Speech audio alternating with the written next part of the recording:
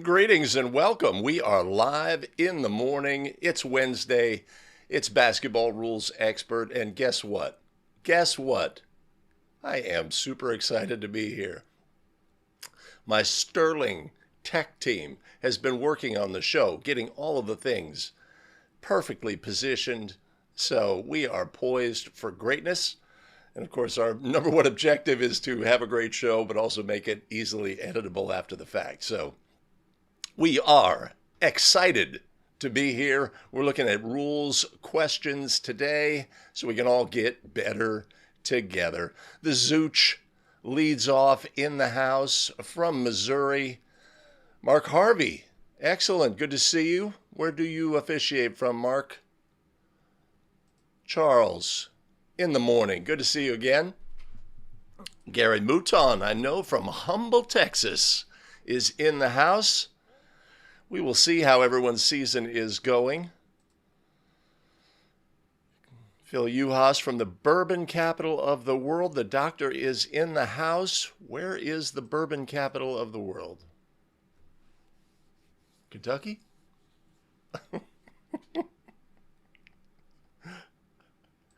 Jason Hayes is in the house. Excellent. You know, yeah. Yeah, my tech team was working hard to the last minute like they always do. Yeah, that's exactly right. That's how we want to approach this. The stern talking to. Excellent. Let me know if sound is good, with Oliver and Gus at the controls, right? Everything's good. Thumbs up. Okay, awesome.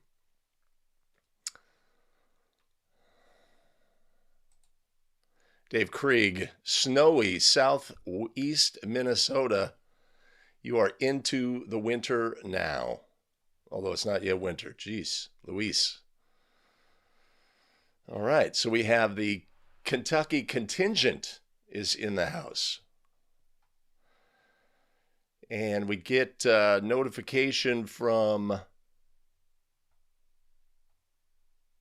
that Minnesota has opted to go with the shot clock. As Billy says, the dominoes are falling. Billy Mack from that small little corner of Connecticut. The dominoes are falling. I mean, I imagine a good 8 to 10 states will adopt the shot clock for the first year, next year. I think I read somewhere that Georgia is implementing it now, and doing something a little different than we do in California, right? The question is always going to be like, how closely are you going to mirror collegiate shot clock rules? So they're going to have a reset 35 and then a reset to 25 in the front court, which is fantastic. It's fantastic for the game. It's just a little more challenging and does involve more newer equipment. Right. So in California, we don't have that for our high school, but we do obviously have it for collegiate. It's a great way to keep the game going.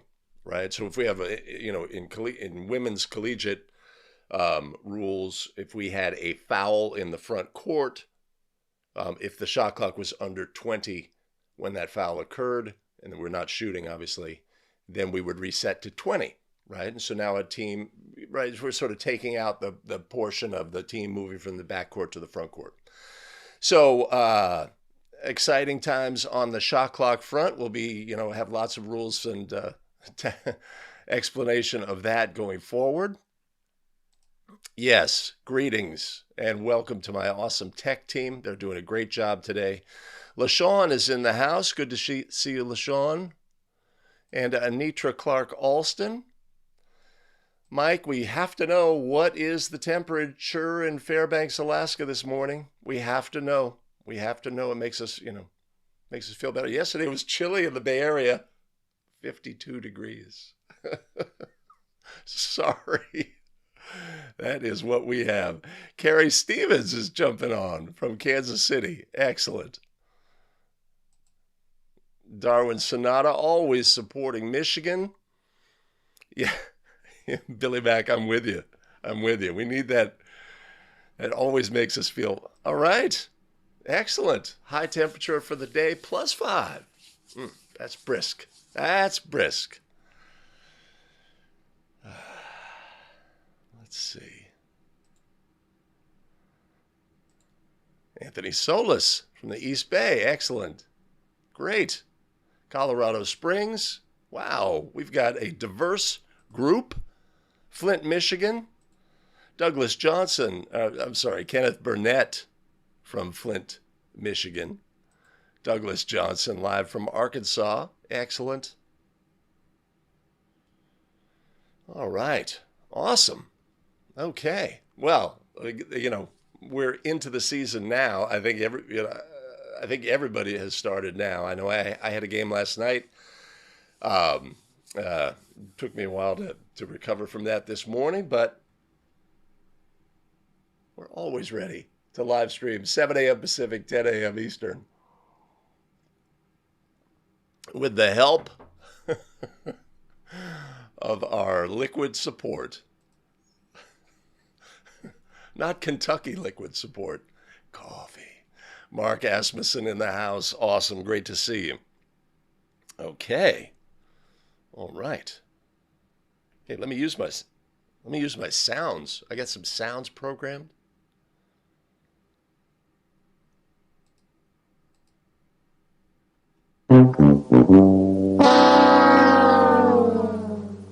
That's my favorite.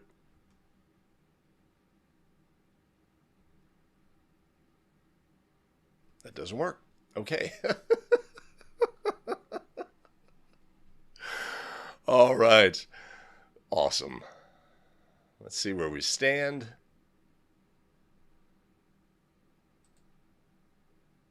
All right. Let's do this. Number 5. And as we always do, let's get started with a quick rundown.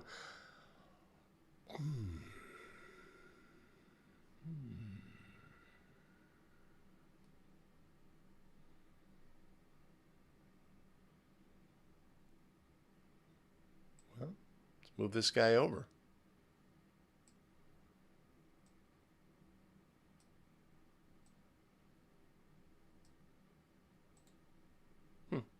Okay. Let's go back, because I can. Let's go forward.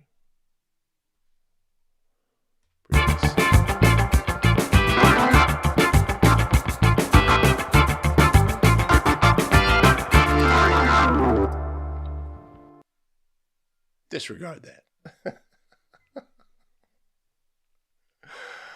All right, let's get started with the rundown. Every Wednesday, basketball rules experts, 7 a.m. Pacific, 10 a.m. Eastern. We look at rules-based scenarios so we can all get better at the rules and ultimately take the rules with us onto the basketball court where it's most important. And then every Friday, we look at plays, analyze all the things, looking at the crew, positioning, correct official, making the call, etc. 7 a.m. Pacific, 10 a.m. Eastern. If you are new to the stream, welcome. Greetings. We got a great group of officials here. Jump in the chat. Let us know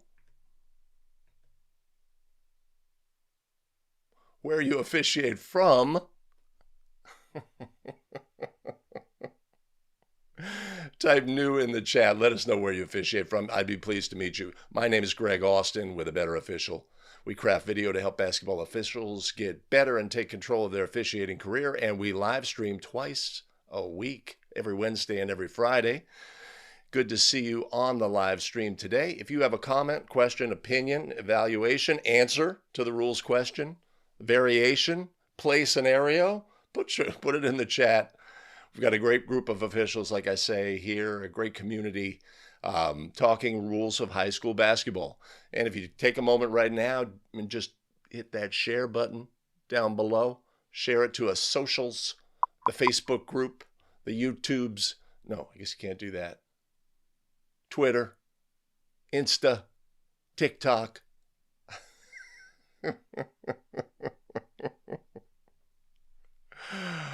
Oh, awesome. Let's see where I'm at. Yeah. Okay, cool. Don't know how I ended up positioned like that, but here I'm back home. Oliver, that's a demarcation on you, or a demerit on you.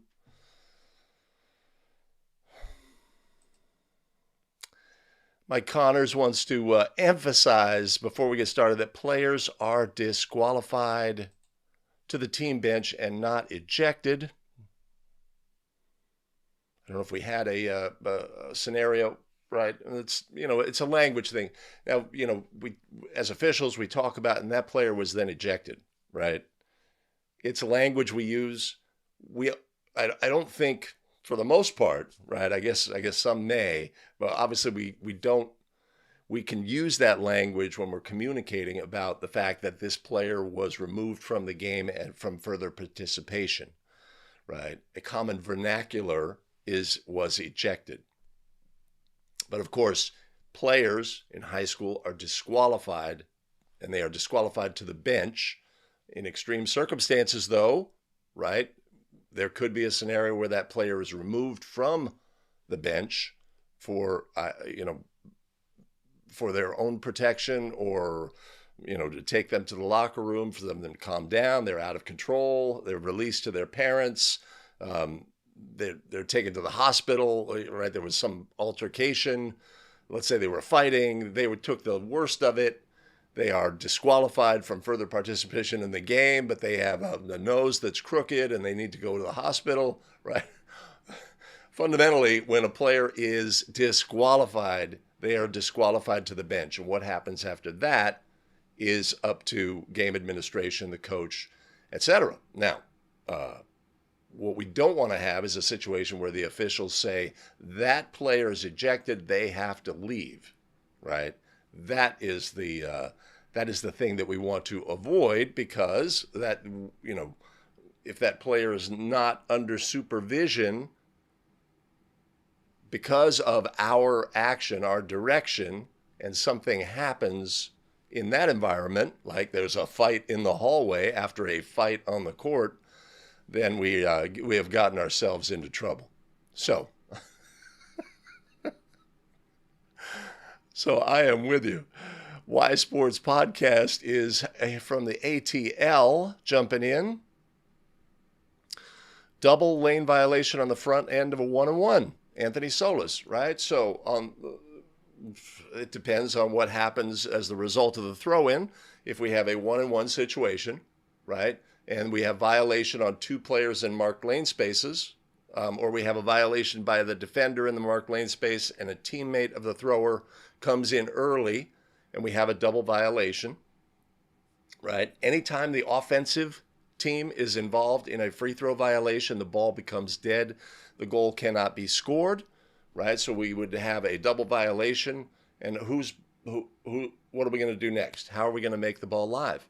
We're going to make the ball live with a throw-in, and our only method available here is to use the alternating possession arrow to determine who gets the resulting throw-in, right? Anytime we're left in that vacuum of neither team is entitled to the resulting throw-in, how are we going to restart the game? We'll go to the possession arrow and resume from there.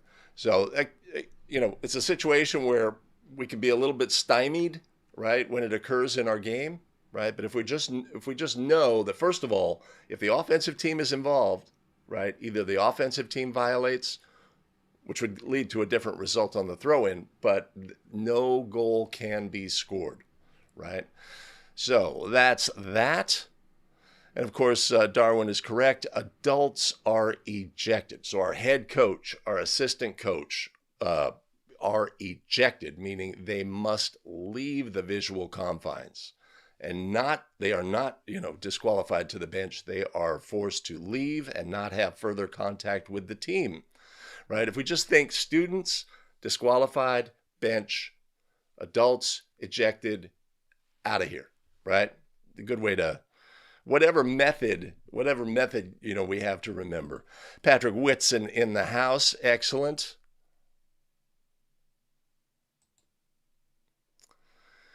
Gotcha, Billy. Gotcha. I'm just just trying to think of a scenario where that might be the case, right? You know, almost always a player, you know, they are disqualified with 5 fouls, right? They go to the bench. But I think there's a misconception that team members must stay within the bench area. There's no restriction on that. It's like jail, right? It's not jail, right? A player needs to use the bathroom. They leave the bench area and they go use the bathroom and then they come back. There's not a violation. That is not a thing. Player twists their ankle and the trainer's table is 10 feet behind the scorer's table, right? They get repaired and then they come back to the bench area. So if we can just emphasize the fact that the bench is not prison, that's a great way to go. Martin Tim getting the booster shot. Which booster shot did you get? Is the question. All right. Okay. All right.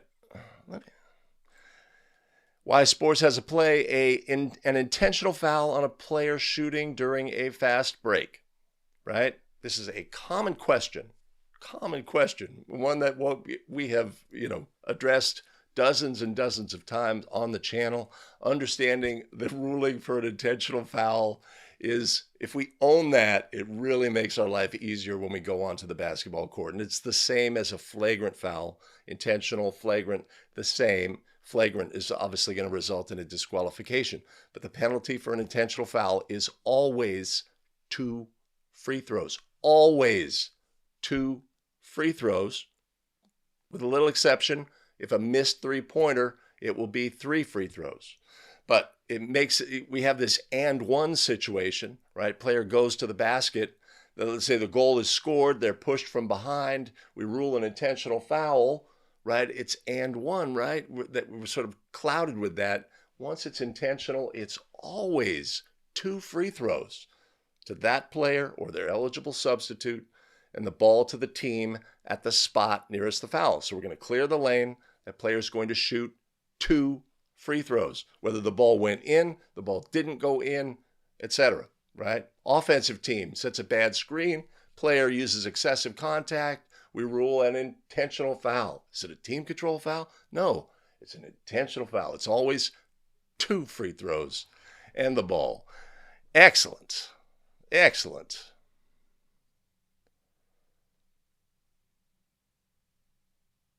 And I guess the thing is to understand also that this overrides the foul. Like there's not going to be any free throws related to the and one situation, right? The foul is an intentional foul, and the penalty for an intentional foul is 2 free throws and the ball.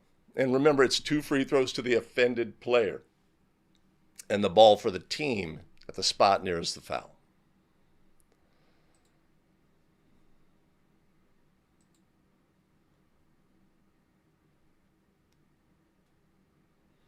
All right, Jason Hayes has the front end of a one-on-one. The free throw is made and a foul was called on the shooting team. So a teammate of the thrower, let's say it's front end of one-on-one, so all the players are ready to go, right? There's high energy. They want to get in early. They want a position for the rebound. Try is in flight, and there's a foul by the teammate of the thrower.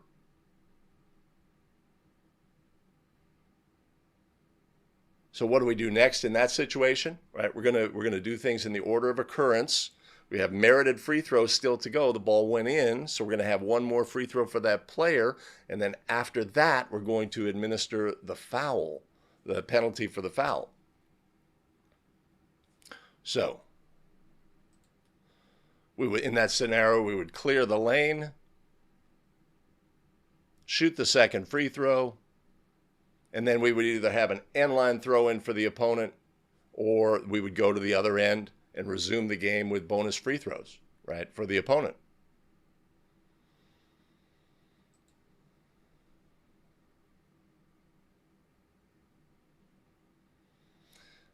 Well, let me fix this. My comments are not showing long enough.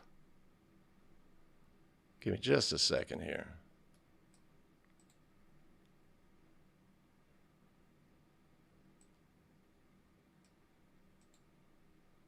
going to go to general. Let's go 8 seconds.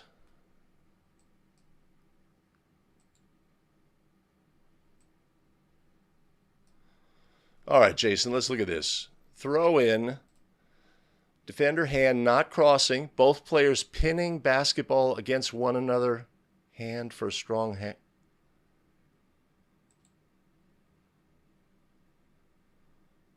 Jason, I need clarification. Are we talking about the thrower extends a hand? I just don't... More coffee.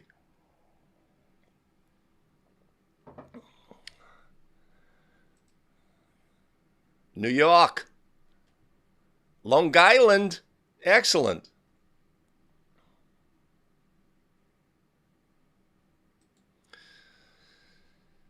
Okay, well, why sports? That is the conundrum as well, right? Sometimes there's misinformation in the game, right? We're thinking, so in this intentional foul scenario on the layup, I guess the ball didn't go in, right? And they're saying, okay, we're going to shoot two free throws for the foul related to the layup, and then we're going to assess a penalty for intentional foul. No, that's incorrect. And of course, all right, so now you know, and you get into the same situation, and your more veteran partner says, no, this is what we have. 2 free throws for this, and then we're going to shoot 2 free throws for that, right? And so you know, right, and they are more veteran, and how are we going to negotiate that? Again, putting the game ahead of the crew, ahead of yourself, right? For the game, we have to get this ruling correct. How are we going to do that? How are we going to convince our more veteran partner? To what extent do we go, right? These are the challenges we face. We'd want to use clear, precise language. One thing you always have available to you as a younger official is you can always say, I was just in the rules book last night. And your more veteran partner is like, oh yeah, I haven't been in the rules book in a couple of years. So you can use that to your advantage in position. I was just reading a case play about this last night. And this is, 2 free throws to the offended player, right? That's all we have, right? You can use that. In the end, they may say, no, youngster, right? We're going to do it this way. This is the correct way. And then later on, you can point them in the correct direction. But that is definitely a factor in the dynamic between experienced officials and younger officials. And sometimes it is the younger official that has the correct answer. They have the ruling. I wouldn't say it was the same scenario, but over the weekend I had an NCAA women's game and it went to overtime, right? And so we're out on the court. I've already talked to the table. We're out on the court. And I say, all right, everything's the same. Extension of the 4th period. Team fouls stay the same. We're going to make sure they're going in the right direction. And each team gets an additional full timeout. And my partner, my younger partner, says each team gets a 30, right? It's like, am I sure about that? He was sure about that, right? And that's the important thing. NCAA women's a little different than high school. Each team gets an additional 30-second timeout. My third partner was like, I think so, maybe, right? Conviction from the official who has that rules knowledge is to be listened to, even if you are the veteran on the crew, being willing to listen. And if there's a crack in your rules knowledge, taking that information and going with that. Excellent. So good luck with your more veteran partners.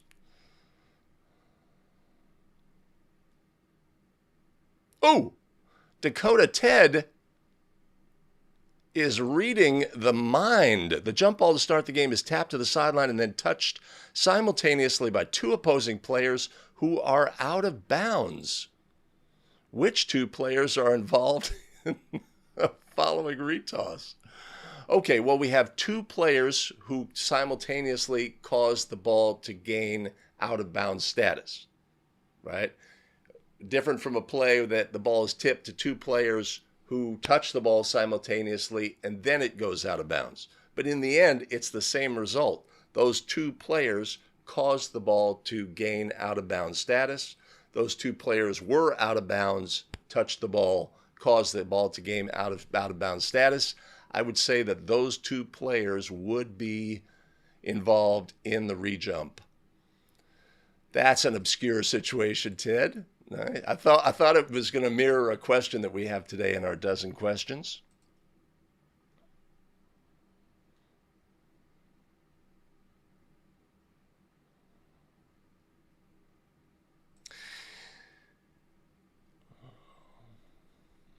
Thomas, we wouldn't have a held ball. We would have a alternating possession arrow situation if we had already established the direction of the possession arrow. That's what's missing in these jump ball scenarios where, you know, two players end up holding the ball.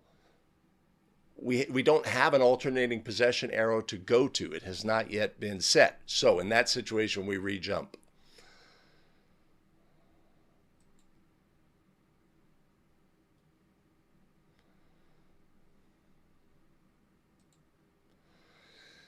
Announcers, boy, that's always a challenge, right? You know, the announcer says that's foul on number 23, Jason Smith, not Jacob Krause. Number 23, Jason Smith. That's 16 foul, right?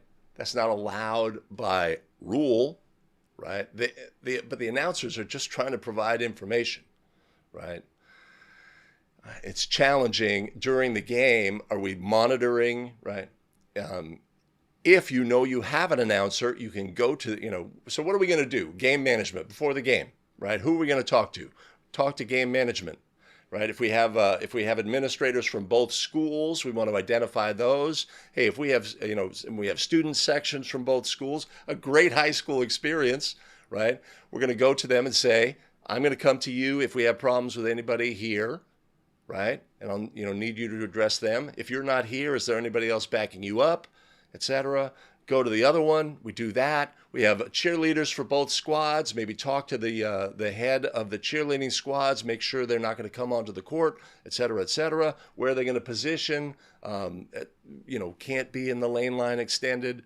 All those things. We're talking to our table crew. If we have an announcer, that can work to our benefit if we need to communicate with the crowd on a layered play ruling or something. But what we want to do is go to our announcer and say, okay, I'm glad you're here. Fantastic. I hope you do a good job. There are some restrictions on announcers by rule. Here's what they are. Boom, boom, boom, boom, boom. Right? We're talking to our timer. Here's what I need from you. Are you timing my timeouts? 2 horns, right, etc. If there's any coaches come to you with a correctable error, horn, you know, all these things. We're talking to our shot clock operator that's using more lengthy conversation because it's a little complicated, etc. We want to make sure the visiting book. But if we have an announcer, we can go to them proactively and say, these are the restrictions. And I guarantee you, when you say you can't provide information about the status of team fouls or player fouls, you know, like that's her third, right? You can't do that by rule, right? So we can be proactive in that situation. So that would be my guidance on that. And is it the most important thing, right? You have to sort of make it's a challenge, right? So at the end of the first period, you could go to the announcer and say, "Hey, listen, I know you were you were announcing some things out of habit, but as we discussed in our pregame, these are the restrictions, etc." That's certainly an avenue we can take, right? If it rises. Okay, all right. Oh, so much good stuff in here.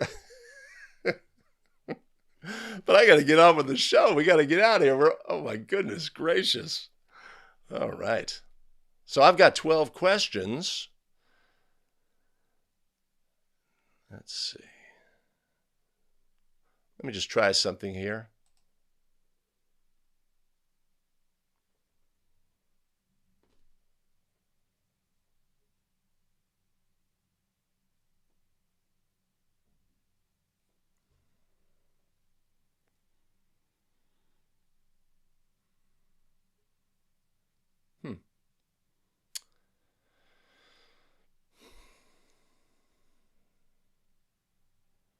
Rules questions keeps us sharp. Today we have 12 rules questions. Let's go.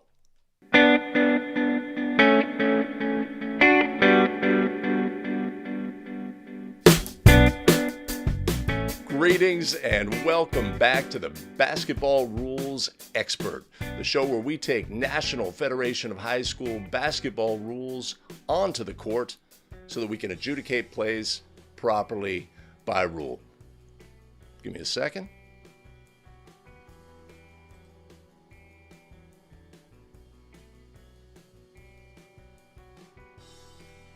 Greetings and welcome back to the Basketball Rules Expert, the show where we take National Federation of High School basketball rules, lift them off the printed page, breathe life into them, simplify, clarify, amplify so that we can take the rules with us onto the basketball court.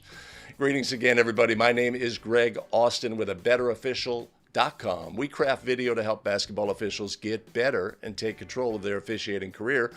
I've been a high school basketball official for over a decade here in the beautiful San Francisco Bay Area. Consider myself knowledgeable about the rules of high school basketball, and this show is all about helping you on a journey to becoming a basketball rules expert as well.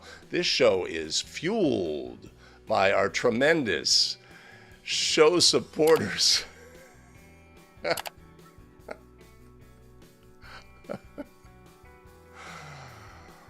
If you have not already, now would be a great time to do all the things. Hit like, subscribe, and notify so that you don't miss out on any of our new content. We live stream 2 times a week. Jump in the chat and join the conversation.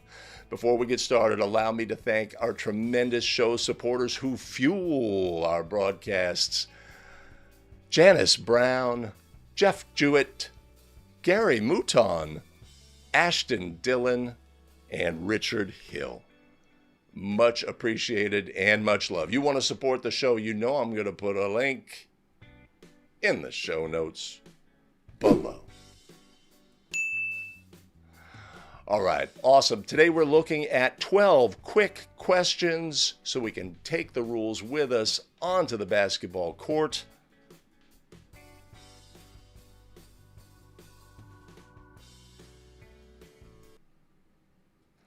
Today we're looking at 12 rules questions in a test question format so that we can have a better understanding of the rules. Let's get started today with our very first rules question.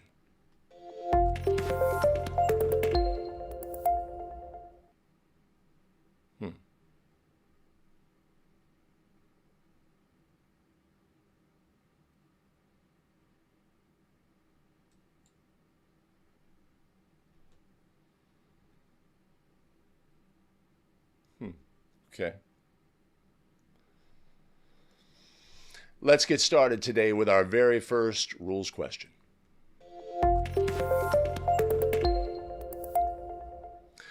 Following a jump ball between A1 and B1, the ball is temporarily possessed by A2 before A2 is then tied up by B2. Which of the following is true? A. Any 2 players may participate in the jump ball. B. A2 and B2 must participate in the jump ball. C. The ball is awarded to Team A for an alternating possession throw-in.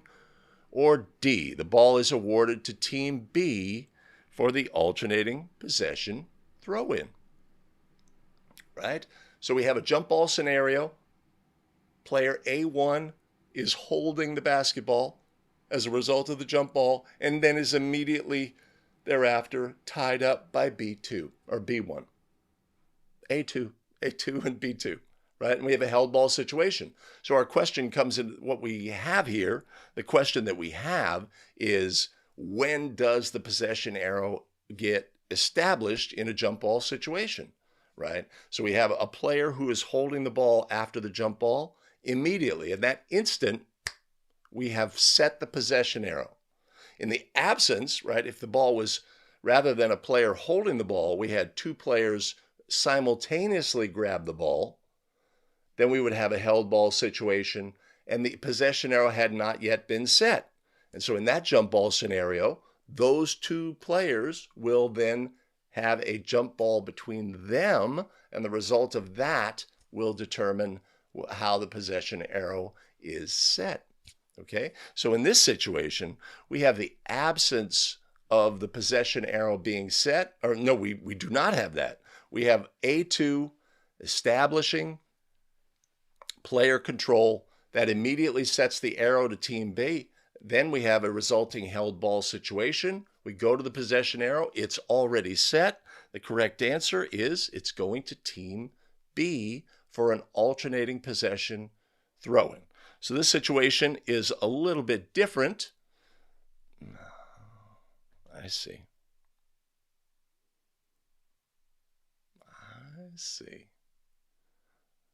I see. Okay. So this situation, you're right. Once that player control is established, that's the key to the equation. In the absence of that, we would re-jump. But once we've established player control on the court after the jump ball, right, then we have the possession arrow set. And even if it's a fraction of a second later that then we have a held ball, then we're going to go to the possession arrow to resume the game. So this is a game where this is a situation where we could test whether the fact that are officials ready to officiate the play when in a jump ball situation. Are we truly ready to officiate? And it could come into play here. Any of the officials could say, what they have on the play, get us on the right track here so that we can get this situation correct. So. I'm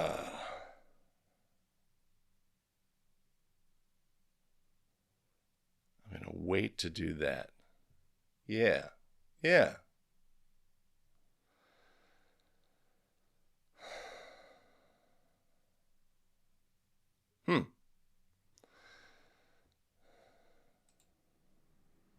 So this is an easy question to get us started. We like easy questions. We like them a lot. Not a lot of words. Billy Mack, Dave Krieg, The Zooch, Mike Connors, Gary Mouton, Patrick Whitson. Everybody knows our correct answer is D. And Patrick explains control is established by Team A, right? And that establishment of control in an instant sets our possession arrow, and we're good to go. Thomas has a play scenario. Team A, bench is along the sideline. The table is elevated on the stage between the two teams. Extra seats for other school adults. One of the adults has a wet towel and slams it at every foul call on the home team.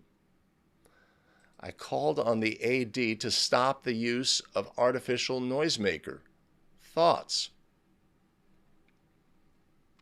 Interesting scenario, right? In that, well, it's a wet towel. It's not a noisemaker, but it's being used as one. And this is, this would be a great situation to just exert, and we're making a determination about what's best for the game, right? Do I know that it's definitely not an artificial noisemaker? No, I do not. Now, of course, this is not a situation where the player is at the free throw line, the opponent is at the free throw line, and then they whack the towel. This is it sounds like it's more a reflection of the officials' calls. But if you make that determination, just go for it, right? Say, go to the AD and go to our game administration and say that individual cannot use that artificial noisemaker, right? Or use that implement in a fashion that is similar to an artificial noisemaker. You are gonna tell him to stop. If he does not stop, he will be removed, right? And just do it with conviction, right? That's a unique one.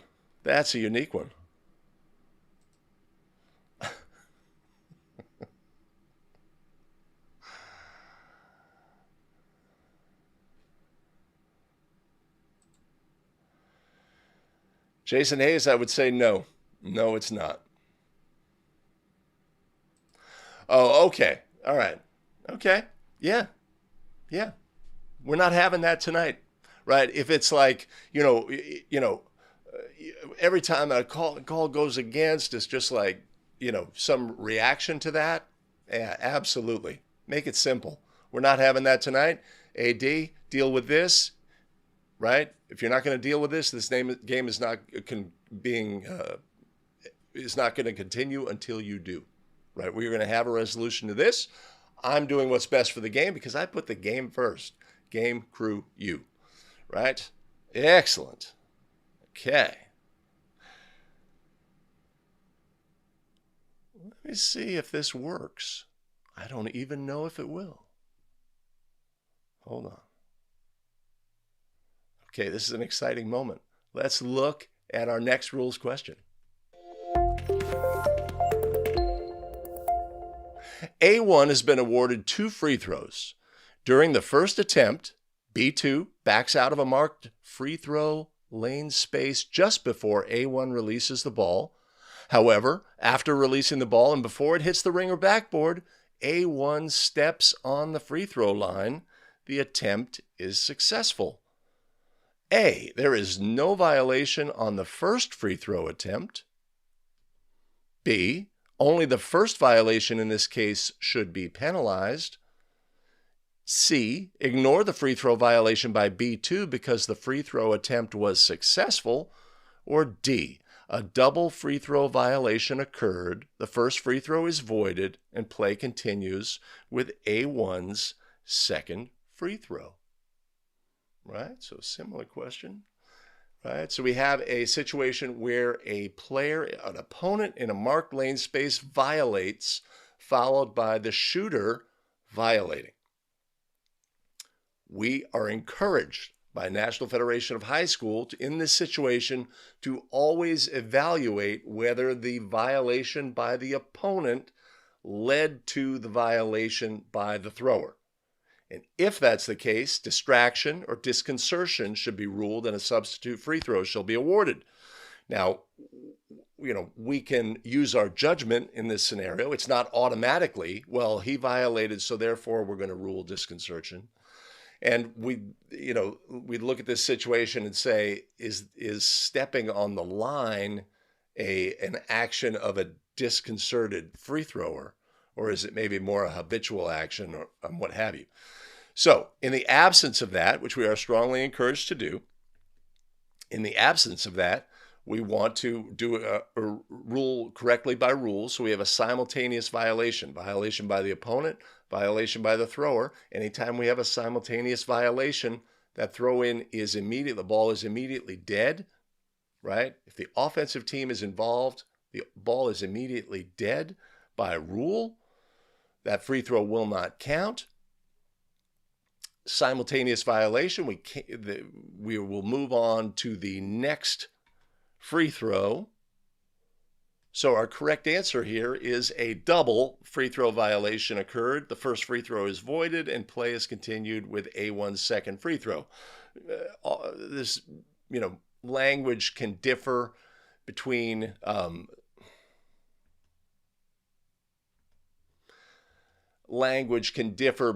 simultaneous and double. And if I say it was a double violation and the rules book says it's a simultaneous violation, we know what it means. We mean, both teams violated, and we don't have to pick nits about that. I think there's simultaneous is used in the rules book and double is used in some case plays. It's one of those situations where language can get a little jumbled, but in a situation where we have a double or simultaneous violation, we will then go to canceling the free throw and moving to what happens next. Now, if this was the first of a 1-and-1 and we had this situation, and we're going to have to go to the possession arrow in order to resume the game. Since there was a subsequent free throw in this situation, we would resume with that free throw. Yeah.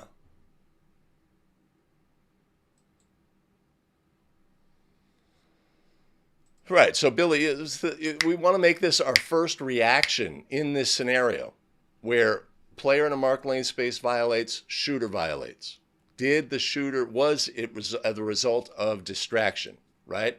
So we're watching our free thrower. They're ready to go. That player backs out. They look over. They look at the player, and then they release, right? Easy to see how they were distracted by that movement, which was illegal movement, and then, etc. Oftentimes, an air ball is the more common violation of a distracted thrower, but our first reaction, as Billy points out here, is distraction a factor, right? And make that judgment right away. In the absence of that, simultaneous violation by rule.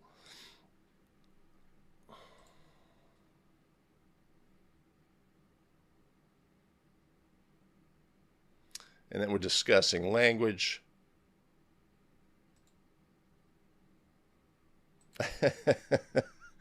Disconcerting, diversionary distraction devoid of discernment. Wait, is that the actual definition or just a alliteration? You could convince me. You could say, no, that's the actual definition of disconcertion. Diversionary distraction devoid of discernment. Yeah. Okay, I want to make sure I'm in the right position.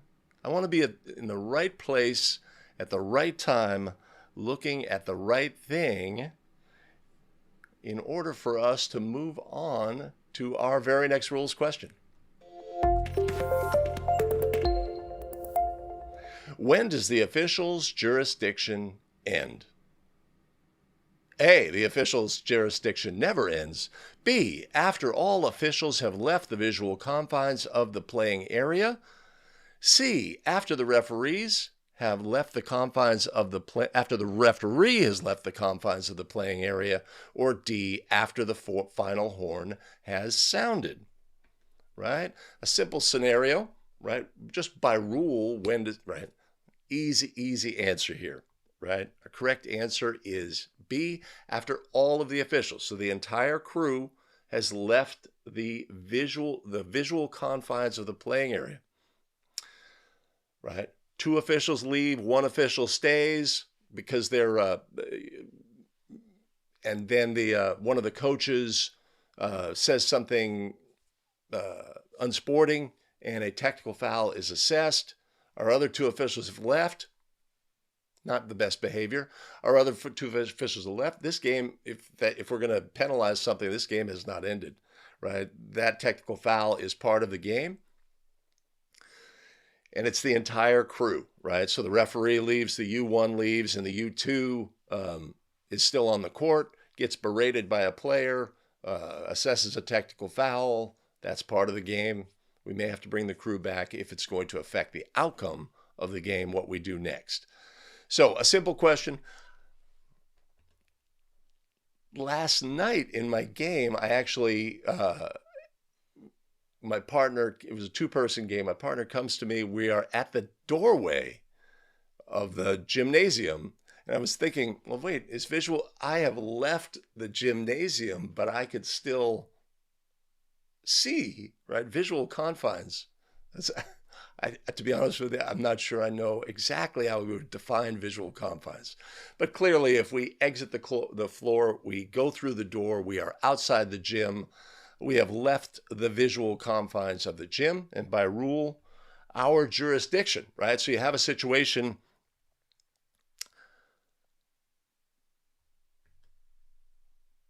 right? So you can have a situation where, let's say we are in the locker room and the head coach comes in, hey, they made a mistake. They made a mistake in the 3rd period. They should have added 2 points.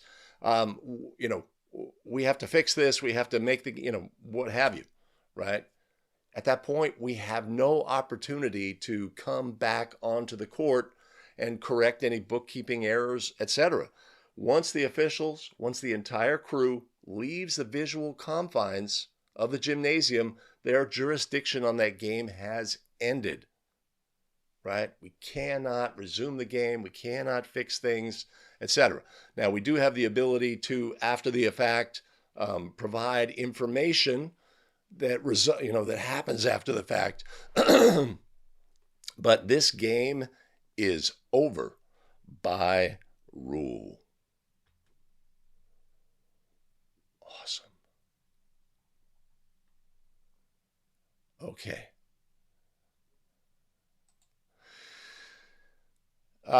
Patrick, yeah, so what we get in that situation in the parking lot, then we have a situation where we are going to provide information to our assigner, to the governing bodies involved, saying this incident occurred, this action, this unsporting action, the coach barges in, berates the officials in their changing area, etc. We have no ability to assess a technical foul. We do have the ability to relay that information, and potentially further actions can be taken by the league, by the school, etc. Right? Maybe we just go to the information gets to a school administrator, and the administrator says that's not acceptable.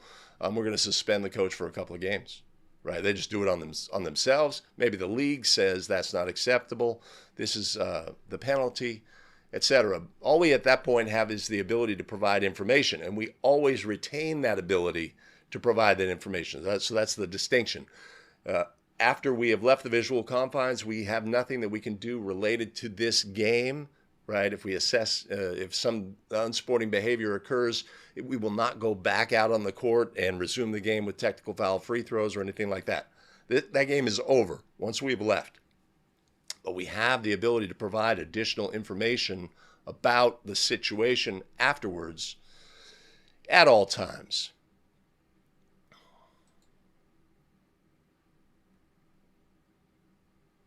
Wow.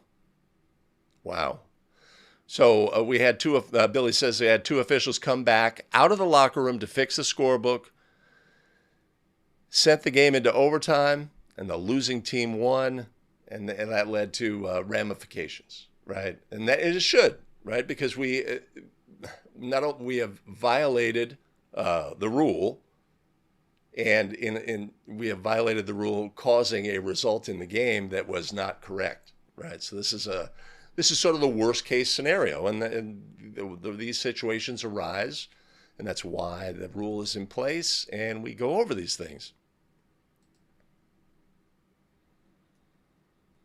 Oh, absolutely. So Jason says, a point to newer officials, leave the visual confines, right? So what we like to stress is leave as a crew, right? Don't leave your partner stranded. Sometimes you have a situation where there's a game-ending shot, fans come onto the court, there's excitement, right? And our stray official can get stuck, right? Wait and leave the game as crew. If there's anything at the end of the game that needs addressing as a crew, right? Last second shot was no good, right? A lot of head nodding, crew together. Or the shot was wiped. A lot of head nodding, crew together, right? And leave together in that situation. Shows strength as a crew. And it just, like we say, like to put a bow on it. If in an end of game situation, we've taken this game from the inception all the way through. The game has ended. We want to tidy up and, like I say, put a bow on it so that when we leave, we have, a complete product and it's finished. And there's no like lingering dynamic that can be caused by a stray crew. Two officials leave. One official is still actively engaged in a discussion, right? Let's leave together and do it quickly, right? And now, every situation is different. We're working that lower level game. Maybe we don't even have access. And in these COVID times, we don't even have access to the locker room, right? And so our jackets are behind the table, right? You could sometimes in like an AAU scenario, and we have something, a game that is close, final shot. I'll say to my partner, hey, let's do this. Let's go outside and come back. Right, because then we have like done that, just flipped that imaginary switch of, well, the game is over, right? And so we'll just terminate it, and we could do it officially by rule, even though we would informally in that scenario where we're exiting the court, we're going to sit on some chairs in the corner or behind the bench. We can give it more of an official termination.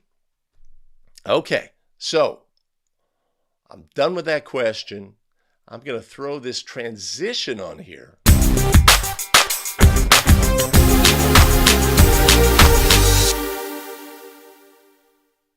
That's catchy. That is catchy. I'm going to do that to assist me in my editing process. All right, I'm ready. Let's take a look at our very next rules question. Which of the following is true when the ball is loose after B3 deflects a pass from A2? A, Team A has team control. B, there is no team control. C, A1 has player control. D, A2 has player control. Right?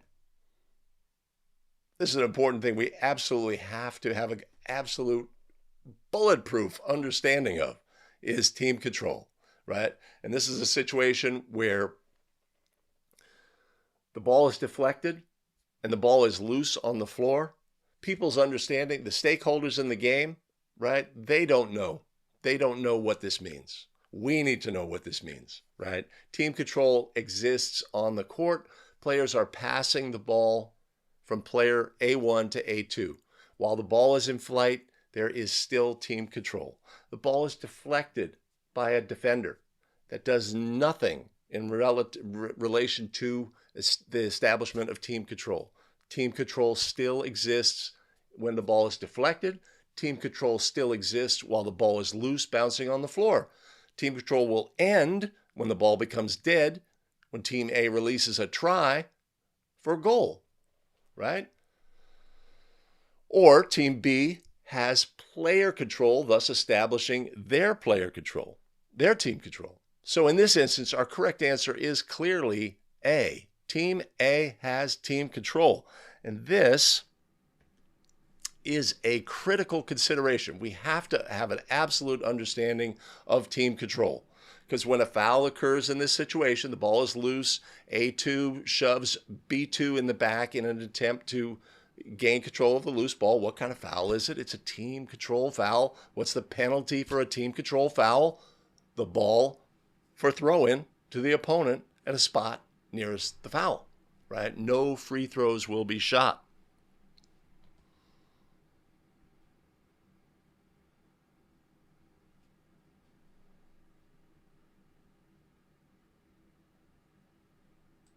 Give me just a second.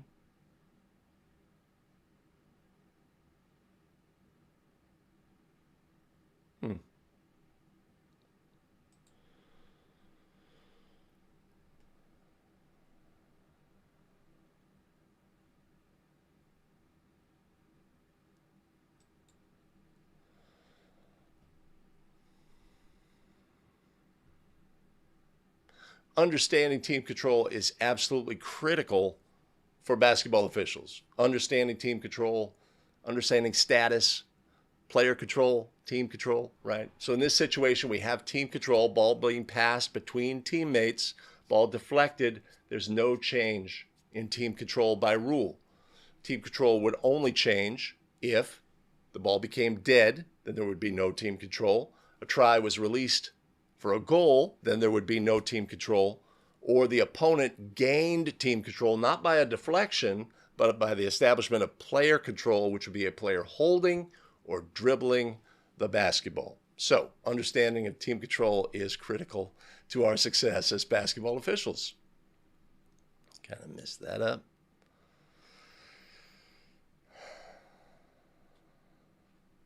Sports fanatic.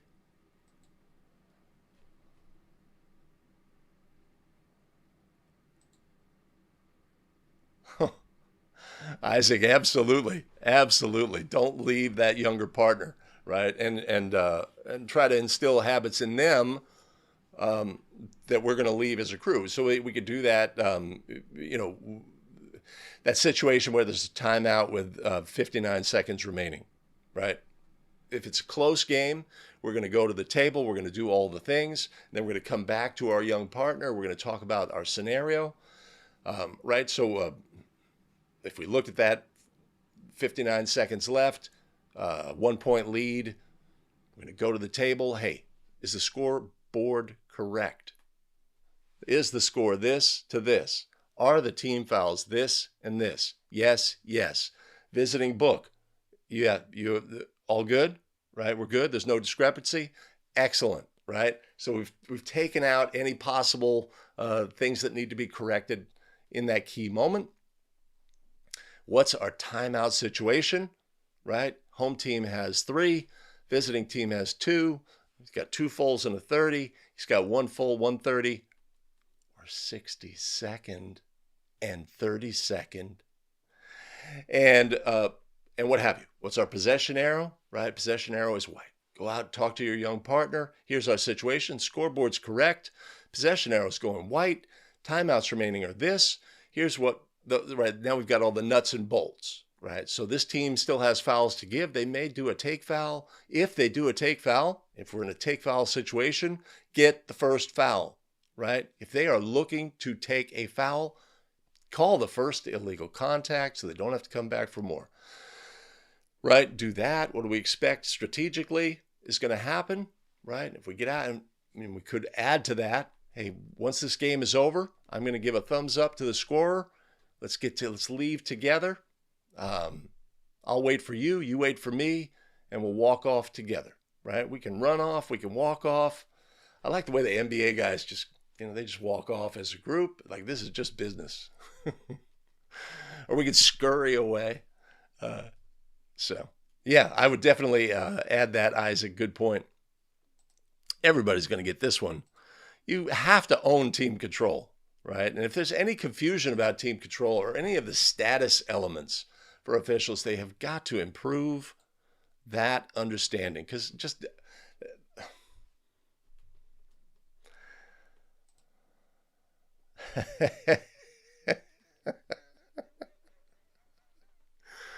Oh, awesome. John Thomas, on the team control, if the tip pass happens in the backcourt, does the 10-second count start over? That's an excellent question, right? Understanding the 10-second rule, obviously a team after a made basket, the 10-second rule, a team in team control has 10 seconds for the ball to, if the ball has backcourt status, has 10 seconds for the ball to gain frontcourt status. So maybe a team took the ball out of the basket, dribbled the ball up the court, pass, right? The ball is deflected into the backcourt. Team goes back, collects the ball. They have team control. The ball has backcourt status. We would have a situation where 10 seconds for the ball to gain frontcourt status, right? It's a logical extension.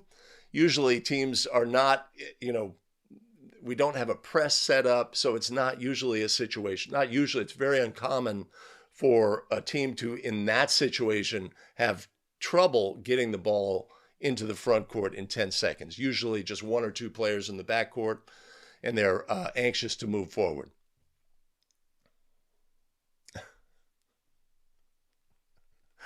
I don't know what we missed there, Mike.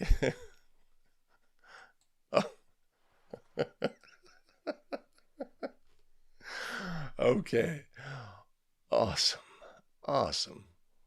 Yeah, so here I want to go here, and I want to say, no.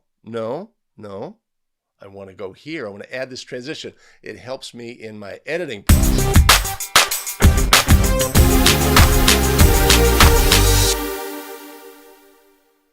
Because then I can find that stuff on the when I'm editing. I can find, there's a long string of the entire recording, and there's images along the way, and then I can see that color, and I can say, go to that spot, edit there, etc. So that's a little behind the scenes. All right, let's start accelerating the pace and look at our next rules question.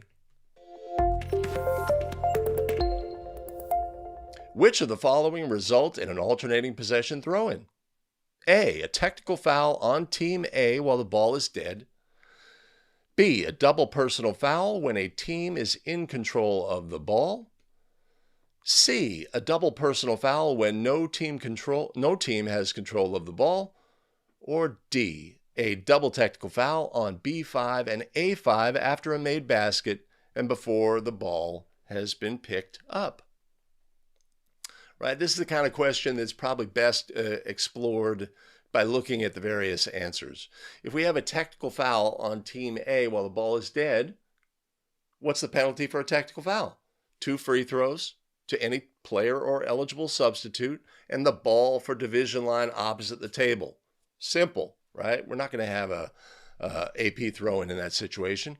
In B, a double personal foul when a team is in control of the ball, right? What's the point? What's the penalty, or what's the procedure for a double personal foul when for a double personal foul?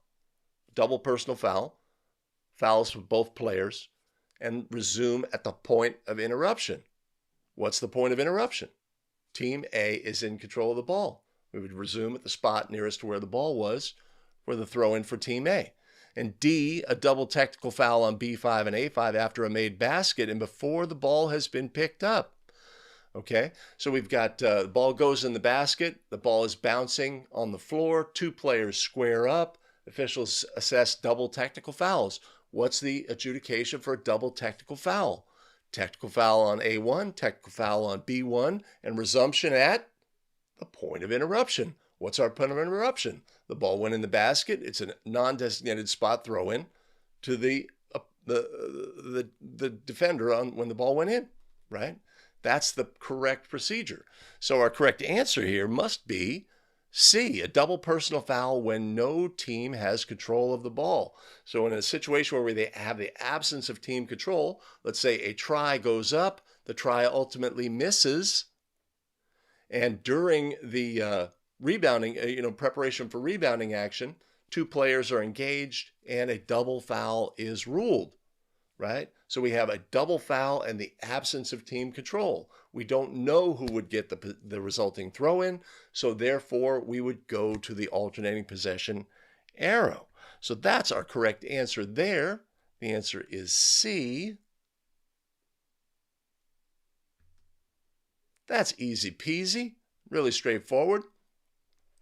Understanding how to adjudicate each of these situations leads us to an obvious correct answer on this one. It's really straightforward.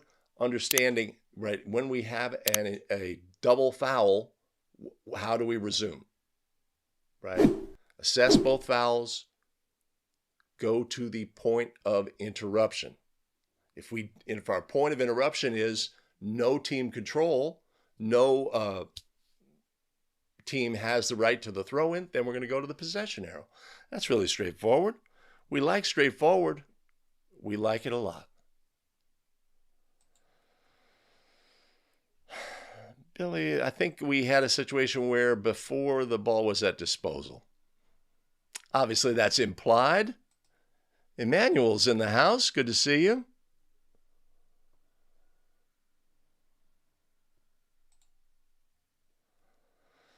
Right. So asking about a backcourt violation, when it happens, where do you throw in? Just remember, a backcourt violation occurs at the spot that the illegal touching of the ball, first to touch in the backcourt. And that ball could be anywhere, right? Balls deflect, I throw a pass to a teammate, they miss it. The ball is moving quickly towards the end line. Another defender is potentially going to get it, so the offensive player runs down and is the first to touch the ball. I had this just the other night, very close to the end line. Where's the resulting throw-in? At the spot nearest to that touching, right? It's not at the division line. I think at the NBA level, no matter where the backcourt violation is, they take it in at a specific spot near the division line. In the big picture, it may not make a lot of difference, but clearly it's going to be at the spot nearest to the touching, which is where the violation occurred, because the violation is for being the first to touch after having team control and being the last to touch in the front court. Les O'Connor makes an appearance. Had to put down that huge breakfast before he could jump on.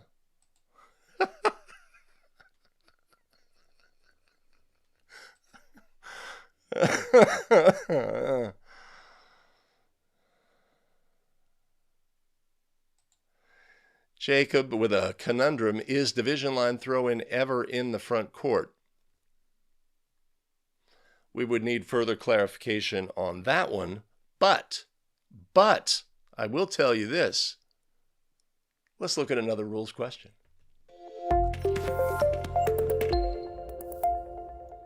Prior to the start of the game, Team A is assessed a technical foul for failing to have the roster, including starters, in the scorebook before the 10-minute mark of warm-ups. That technical foul is classified as A, a team technical foul, loss of a coaching box. B, an administrative technical foul, no loss of a coaching box.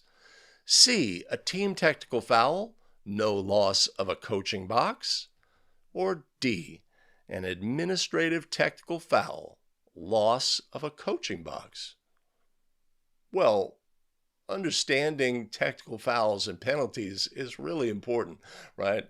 What we need to do as officials is not get caught in the trap of answering questions with, that's a technical foul.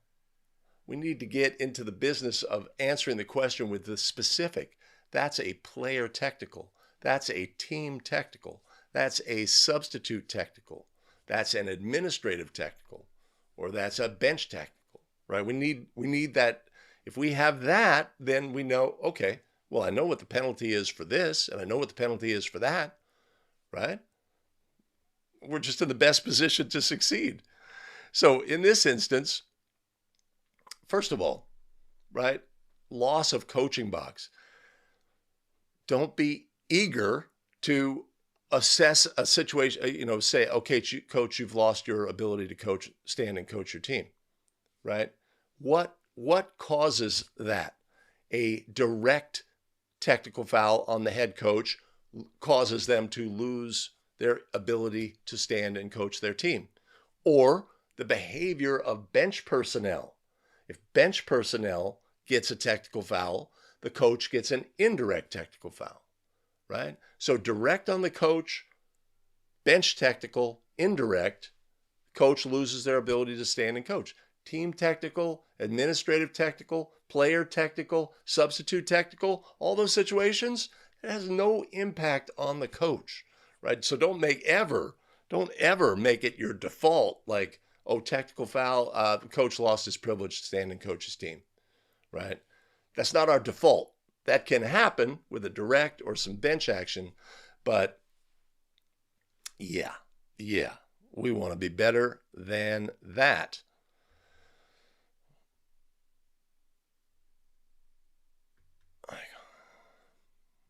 So our correct answer on this play is B. It is an administrative technical foul, no loss of coaching box, right? For administrative technical foul, that shouldn't even be a consideration that there would be a loss of a coaching box.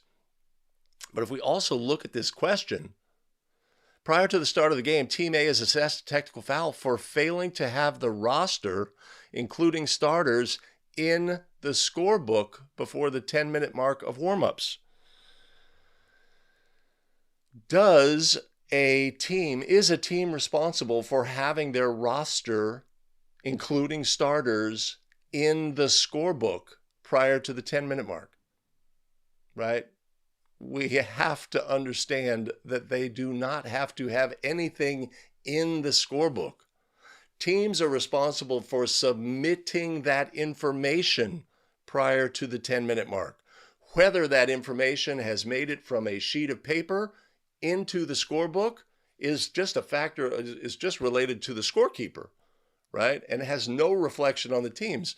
If the teams submit the information, they are off the hook. Whether that information gets into the scorebook before the 10-minute mark is not a factor in the equation. So understanding that, disconnecting the responsibility from the actual scorebook. Now, for practical purposes, the scorebook is often the way that information is transmitted, right? Very common for our home book to have their players in the scorebook and a blank page. And the visiting scorekeeper comes over and hands them their scorebook, right? And they transpose the information from their scorebook, right? There's no piece of paper intermediary, right? The actual transmission and the submission of rosters is what's listed on a page in the scorebook. So that's very practical, right? And so we can think, well, the currency we're dealing with here is scorebook, right? Scorebook has to be in the scorebook. But the key thing to understand here is the team is responsible to submit that information. That's the most important thing here. And that's our takeaway on this play.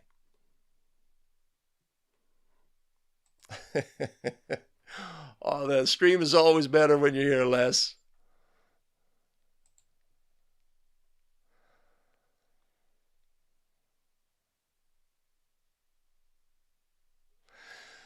Okay, so in that situation, Emmanuel, we have a 10-second violation happens. The throw-in happens where the violation occurs. Yes, the throw-in always happens where the violation occurs.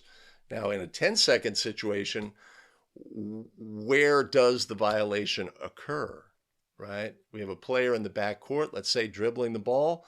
Count gets to 9. Player picks up the ball, throws the ball to a teammate.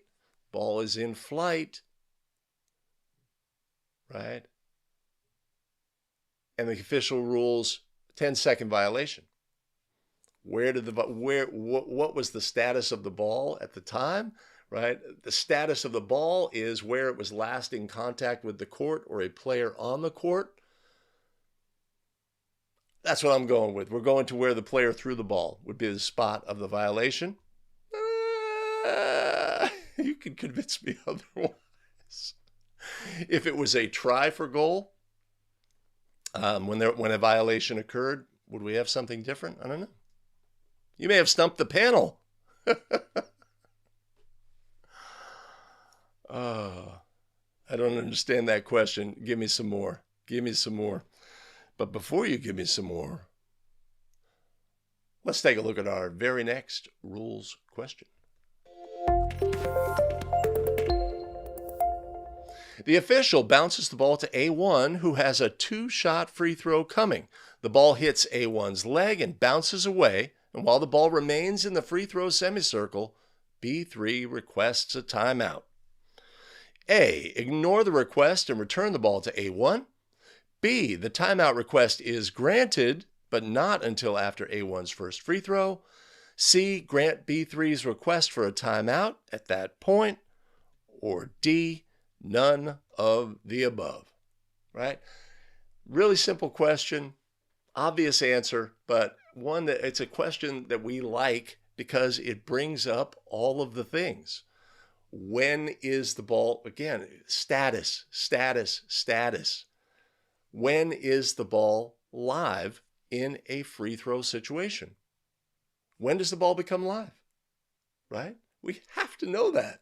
We have to know when the ball becomes live, what makes the ball live, what makes the ball dead, what establishes player control, what establishes team control, when team control starts, when team control ends, a player's status inbounds, out of bounds, front court, back court, status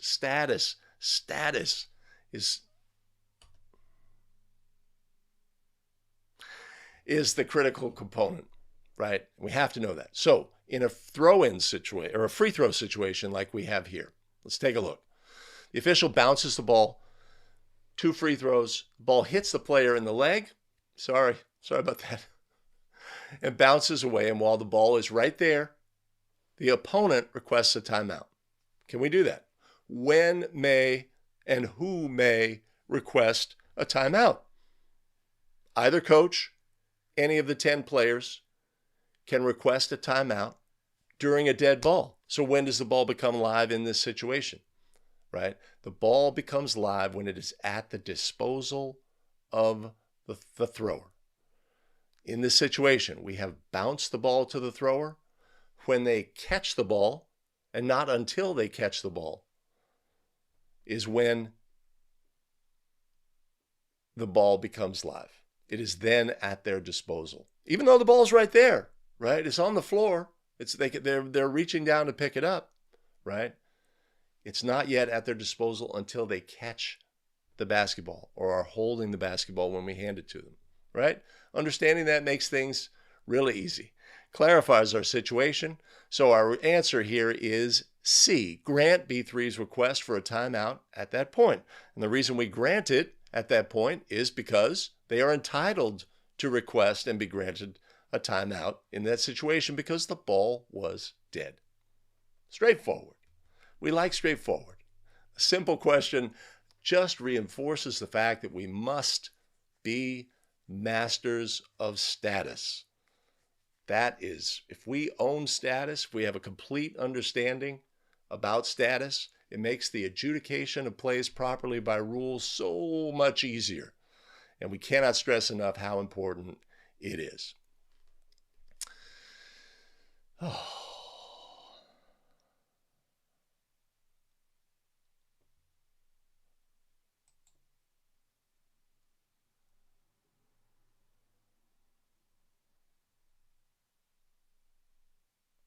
Huh.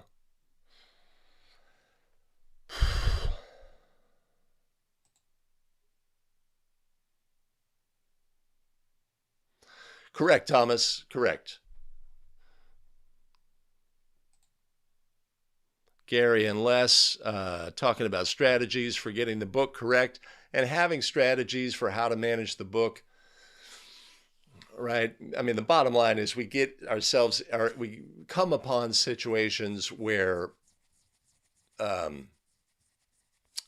flexibility may be required, right? Sometimes we get into situations, right? It's great to have the big game and the timing is fantastic. The previous game ends in a super timely fashion. They put up 20 minutes on the clock. We come out at 15. Right, procedurally, everything's going great, but then you have the other situation where the JV game goes really late, double overtime, lots of fouls. Those JV officials. And we're in a situation where both coaches are like, hey, let's just put up, all I need is like 8 minutes. They agree on that or something. That we get into a situation, they put 8 minutes up. We come out onto the court, the clock's running down, right? And we have to deal with that situation, right? Are we going to have flexibility in that situation? Maybe so. But of course, with this show, we always want to talk about the purity of the rules and complete understanding of how to adjudicate properly is when we have to make a ruling on a play.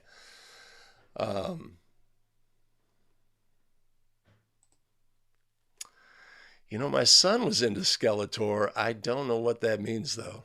He was like I don't know, an action figure? Oh. All right, man, we got to get out of here. Let's keep moving. All right, I'm there. No, I got to do my transition.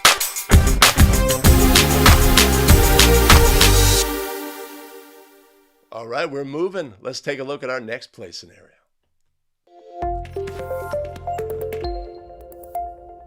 Which of the following are true while A1 is holding the ball out of bounds for a throw-in? A, the ball is live. B, A1 is in player control. C, Team A is in team control. Or D, both A and C, right? So a player is holding the ball for a throw-in out of bounds. Is the ball live? Well, we know the ball is live when it is at the disposal of the thrower, right? If a player is holding the basketball, the ball is definitely at their disposal. So that A is the correct answer. Does A1 have player control? No, not by rule. No player control in that situation. Team C, Team A is in team control. That is a true statement, right? The rules book says Team A is in team control when they have the ball for a throw-in. Of course, that team control is only for the administration of fouls. Should a foul occur while they are in team control, we would have a team control foul. So in this one, I'd say our correct answer is D. Both A and C are true statements, right? Let me just see something here. Yeah, I see what I need to do. Scott Calvin is in the house. Excellent. Good to see you, Scott. Yeah, I think there's some nitpicking to go around whether or not player control exists for a player holding the ball out of bounds. But we're not going to spend too much time on that debate. In this situation, given our possible answers, the best answer is, yeah. Thomas Henning, does the official need to start the count for the ball to be live? No, they do not. Except for one instance, and that would be after a scored goal and the team has the ball for a resulting non-designated spot throw-in. In an unadministered situation there, the necessary component is the count, right? The rule says the ball is considered to be at the disposal when the official makes a judgment it's their disposal and the count begins, right? But in the absence of that count in that situation, was the ball at their disposal? Like they're holding the ball out of bounds? I would say yes, it is. But in this situation, we hand the ball to the thrower and we fail to begin our count in a timely fashion. Is the ball at their disposal? Is the ball live? Yes and yes. Yes. Yes, it is.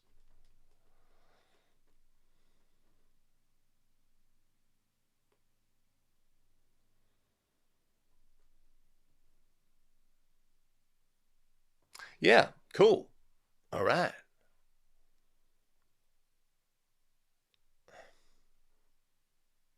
Let's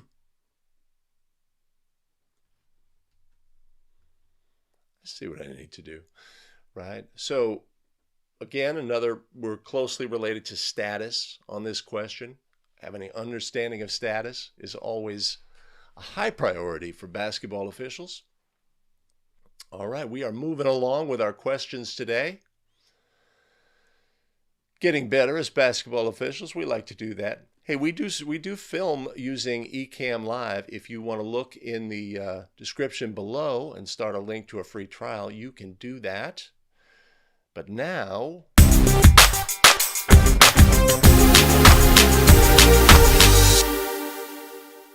we're going to move along to our very next rules question.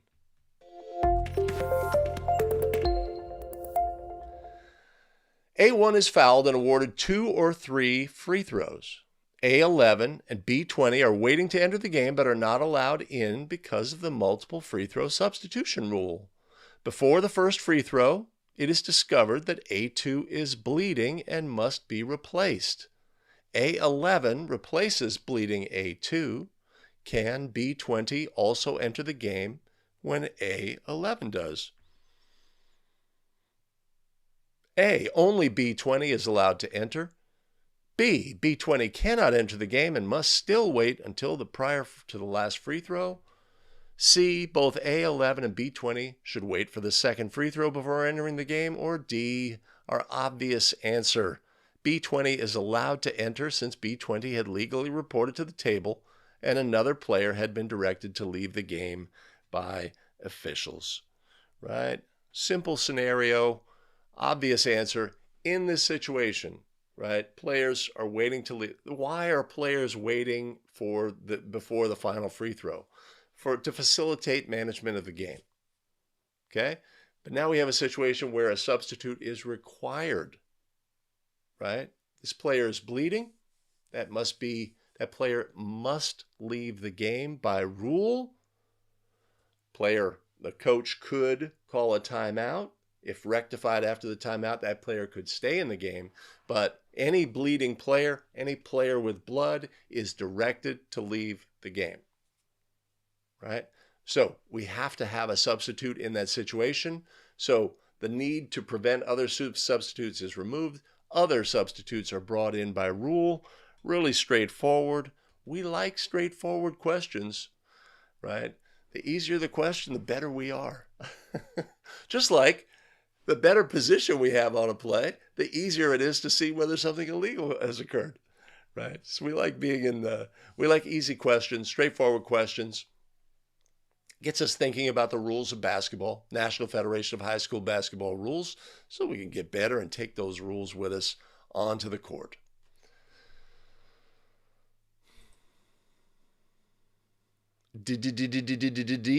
Easy peasy. Let me go there. Let me go there.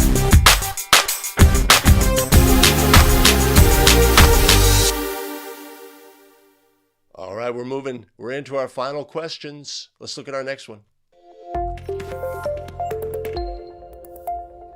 Team A is awarded a throw-in by the alternating possession process. Before the throw-in is completed, B5 is ruled for a foul on A4. It is Team B's fourth team foul, and Team A is awarded a designated spot throw-in nearest the foul. Does the alternating possession arrow change in favor of Team B after the foul is committed? A, no, the possession arrow will not be changed. The arrow will still be in Team A's favor.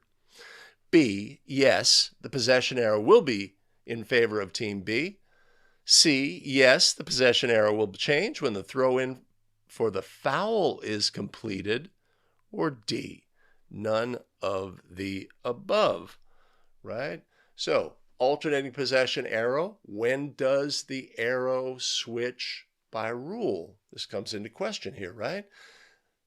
In order for an alternating possession throw-in, in order for the arrow to change, the throw-in must end. Right?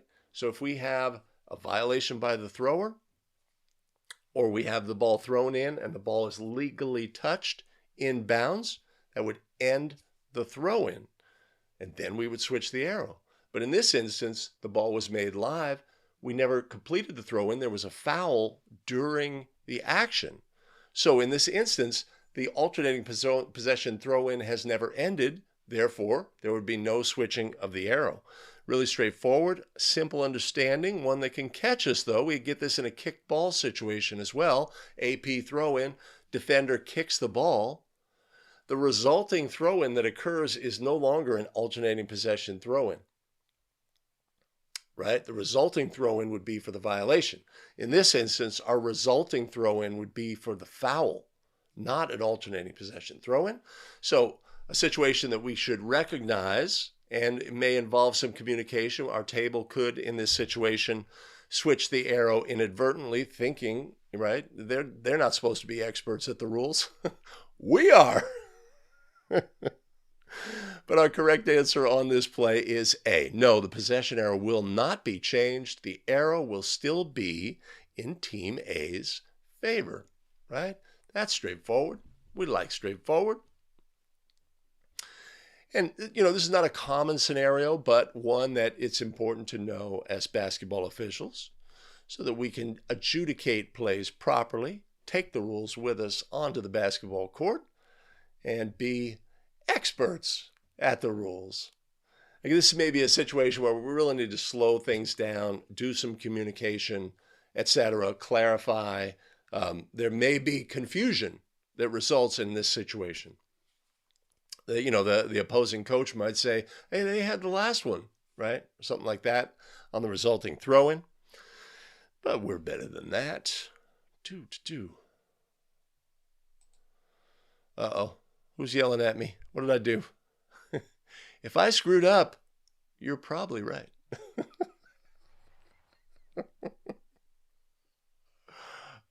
What did I miss?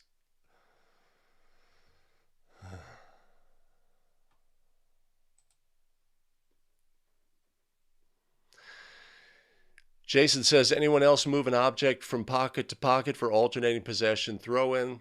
Right? You could, many officials do, a coin, a whistle, etc. Right? Something, if you do a whistle, it has a little depth, so you can feel, you can just put your hands on your legs and feel which side it is. Many officials, though, as they start advancing their career, say, hey, one of the things I want to get better at is, first of all, managing the possession arrow, right? Having an awareness that when this throw-in occurred, the arrow was pointing this way. And when this throw-in completed, the arrow needs to be switched to this direction. And having an awareness of that, and not just saying, okay, well, I'll leave it up to them. I'm not going to pay attention to that, right? So if we get into the business of managing that, then we eliminate the need to have something in our pocket, right? So adding that skill, is that something that a brand new official needs to do, is be completely aware of the alternating possession arrow? No. There's so many more important things to focus on. But once we start developing that solid base of officiating skills, right, what are we going to work on? How am I going to improve? Well, I want to improve my rules knowledge. I want to improve my mechanics, etc. I want to refine those, but I always want to be working on my communication skills, etc. But one of the things that we can add is I want to eliminate that whistle in my pocket. I want to manage the possession arrow properly, have that awareness, just like I want to have clock awareness, etc., so that I can be a better official. So now I've seen some officials will put a rubber band on their wrist. I had one official, he had a really small rubber band, and he had it on a finger, and he would transfer it to his other finger on his other hand in some stylish maneuver. There's obviously the flip switch that goes on whistles. I found it kind of affects the tone of whistles a little negatively. So, but it is very common to have some mechanism. And if you have it, sometimes even if you're in the business of managing that and having those skills in place, but you have a game that is filled with held balls. You know that game. You know that one.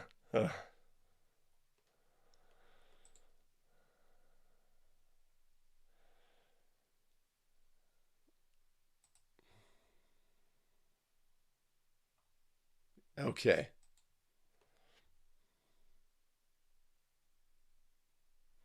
Isaac uses chapstick. Hey, using it is not like... Sometimes, I'm all about managing the possession arrow, but your partner's got, something in their pocket, and you just get to a point in the game. It's like, do you have white? I'm really glad you have that in your pocket, because my management, I got distracted, and I'm actually not sure where we stand.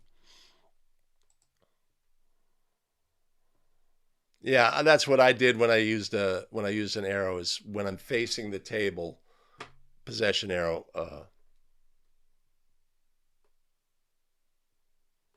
All right, cool.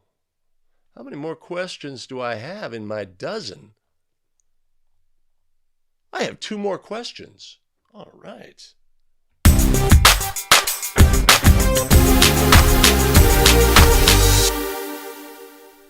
All right, we've got 2 more questions. Let's look at our penultimate question. Which of these technical fouls cause a direct technical foul to be charged to the team's head coach? A, the head coach failing to replace a disqualified player within 15 seconds. B, the assistant coach disrespectfully addressing an official. C, bench personnel being assessed a technical foul.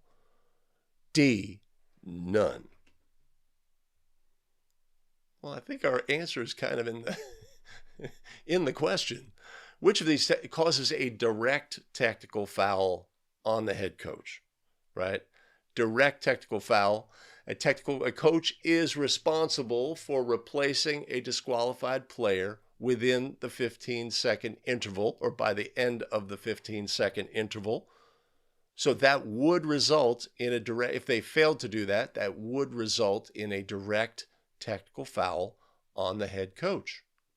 In addition, the coach is responsible for the behavior of bench personnel. If bench personnel is assessed a technical foul, it is indirectly charged to the head coach. So in our situation where we have an assistant coach disrespectfully addressing an official, that is a technical foul on the assistant coach.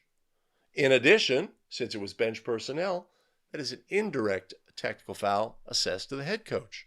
In C, bench personnel being assessed a technical foul. Let's say a player or a team member sitting on the bench says, "That ref sucks."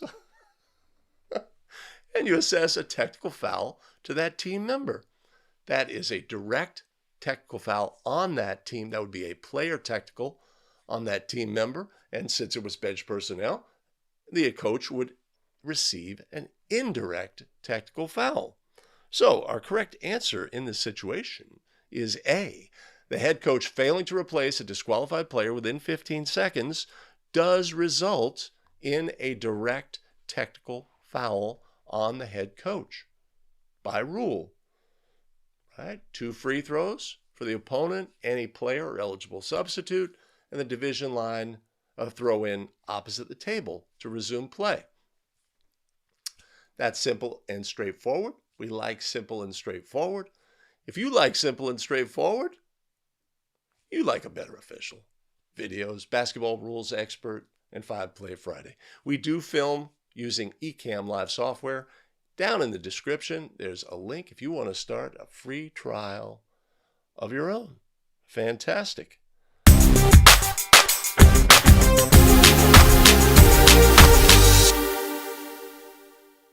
And now we move on to our final question.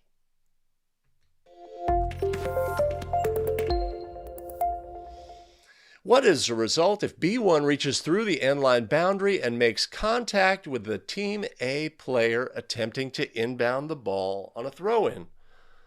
A. Delay of game violation on Team B. B. Technical foul on Team B.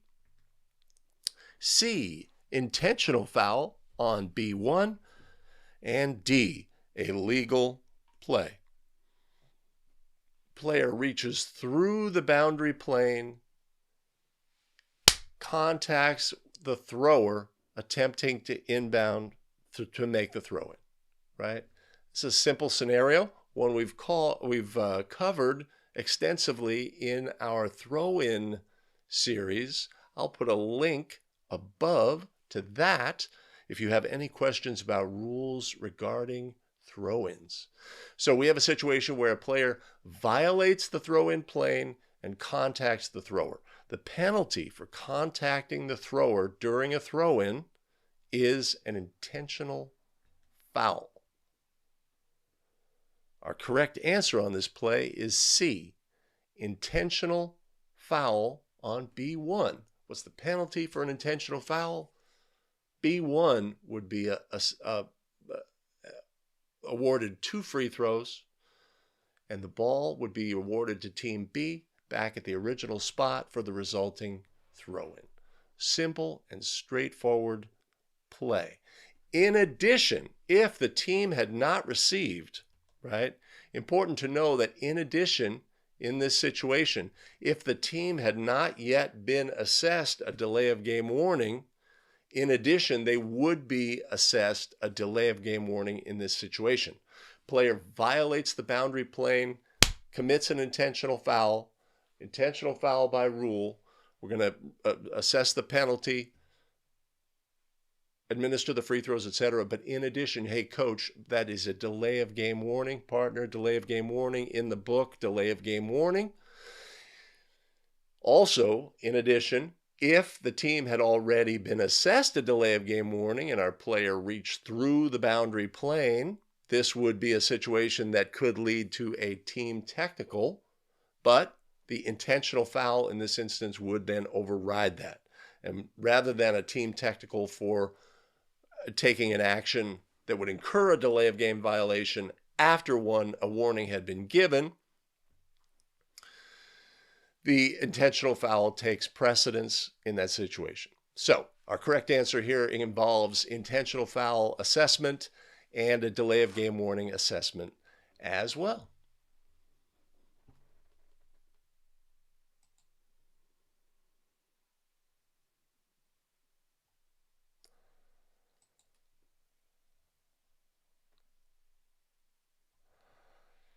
Yeah, Mike has it.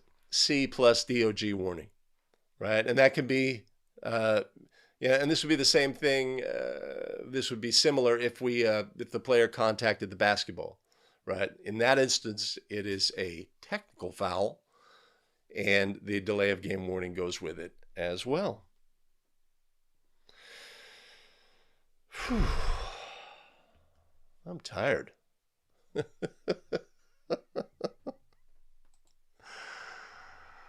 Okay. Let me see where I am. Give me just a moment.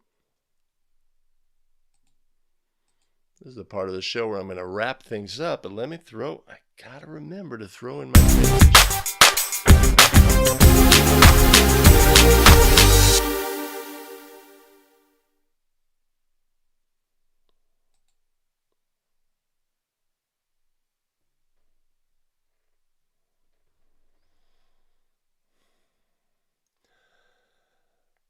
Well, there you have it. 12 rules questions to help us get better as basketball officials.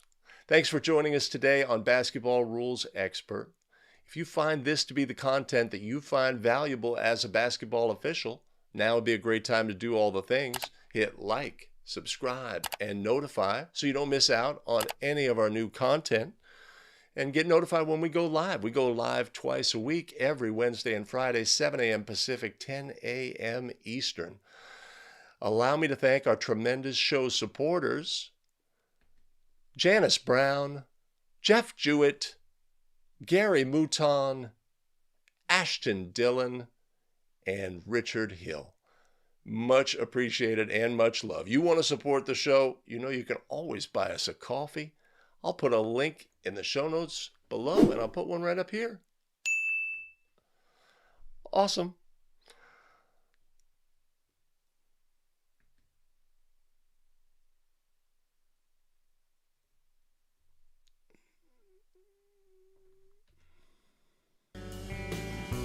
Hey, I've got additional video content for you here.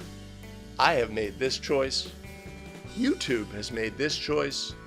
You make your choice. We're going to see you in the very next video. Take care. Damn it.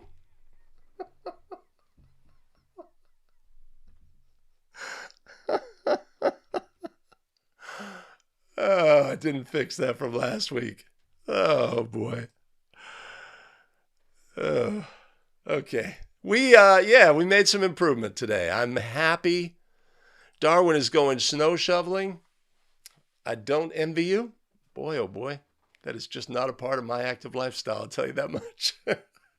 Have I ever shoveled snow? I think I have. Yes. When I was visiting, or we up in the mountains near here, up in Tahoe, staying there. Thank you, JDJ57. Okay. My tech team deserves a lot of credit. Hey, Chris, good to see you. I hadn't seen you beforehand. Thanks for jumping in. Yeah. That went pretty well. Smoothing some stuff out, working out the rough edges, working it out. I am feeling better. Getting stuff together.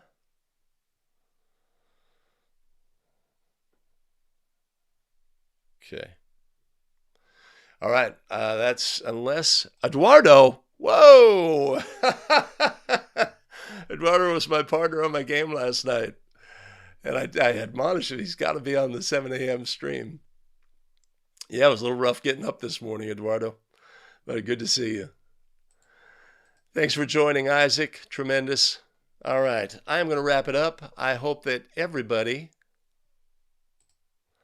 has a fantastic day. We'll see you on Friday for 5 Play Friday. Make it a great one, everybody, and take care.